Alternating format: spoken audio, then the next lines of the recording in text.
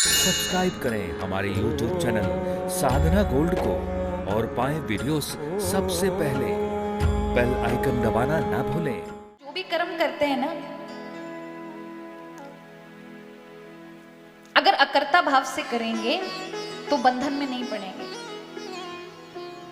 और कुछ फल की इच्छा भी नहीं है तो भी बंधन में नहीं पड़ेंगे। ऐसे समझें, कोई एक व्यक्ति सैनिक है, बॉर्डर पर बैठा है और अचानक से पड़ोसी देश के लोग आक्रमण कर दें, तो उसका कर्तव्य क्या है?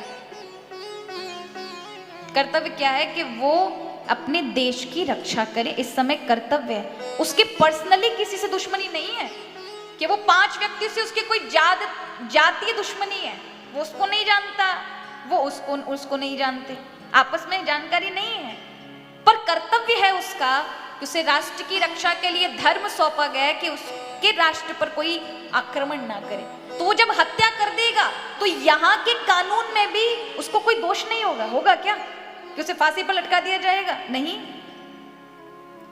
कोई पुलिस पकड़ कर लेके जा रही हो, कुछ डकैतों के पीछे भाग रही हो और डकैत जो मार कर आ रहे हैं लोगों को, और अचानक एकाध पुलिस वाला कोई मार दे एकाध डकैत को, तो यहाँ पर भी कानूनी तौर पर भी कोई उनको सजा नहीं है, क्योंकि कर्तव्य करते करते उन्होंने ये कृत्य किया है। जब संसार के कानून में भी कोई सजा नहीं है कि अगर वो मार भी देते हैं किसी को तो उन्हें परमवीर चक्र दिया जाता है आर्मी वालों को ना, और कभी कभी नहीं भी दिया जाता, तो उन्हें फल आशा की कोई वो नहीं है। बस इस समय कर्तव्य परायण होना चाहिए। लेकिन संसार की नजर में भले ही वो अपराध नहीं है, पर फिर भी भगवान की नजर में अपराध होगा, क्योंकि चाहे आर्मी वाले हो, चाहे थानेदार हो या कोई आम इंसान हो, वो सरकार से कुछ तो पा रहा है ना। तो उसमें अगर उसकी आसक्ति ये टिकी हुई है कि सरकार से मुझे या गवर्नमेंट से मुझे जो मैं जॉब करता हूँ उसका धन मिलता है और उस धन से सुख मिलेगा, पत्नी बच्चों को 600 आराम मिलेंगे, हम भी कहीं जाएंगे वेकेशन पर, कहीं हॉलीडे मनाएंगे, किसी अच्छे देश में घूम कर आएंगे, ये जो भावना जुड़ी हुई है तो आपको बंधन है। लेकिन आप ये सोचें कि पत्नी बच्चों के कर्तव्य के लिए मुझे नौकरी करनी पड़ रही है, लेकिन मेरा धर्म राष्ट्र की रक्षा करना है और वह मैं करूंगा, उस अपने कर्तव्यों का पालन करूंगा। उसका फल मुझे क्या मिलेगा, प्रमोशन मिलेगा क्या नहीं मिलेगा, इस पर ना आपका मन जाए तो आप बंधन से, कर्म बंधन से मुक्त हैं। फिर आपको कोई कर्म बंधन नहीं पड़ेगा।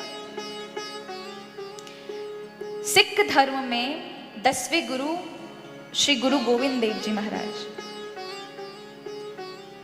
वे केवल एक गुरु ही नहीं थे, वे एक दार्शनिक नहीं थे, उसके साथ साथ वे एक बहुत वीर योद्धा थे। जब वे धर्म के हित के लिए युद्ध कर रहे थे तो एक बार युद्ध के समय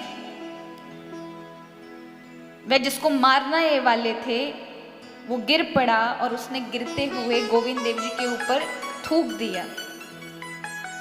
तो गोविंद देव जी ने उसे मारा नहीं, हट गए। तो ये देख करके जो अनुयायी थे उन्होंने कहा कि गुरुदेव अगर आप कहें तो इस दुष्ट ने इतना घृणित कार्य किया, इसकी गर्दन उड़ा दी जाए, आपने इसको मारा क्यों नहीं?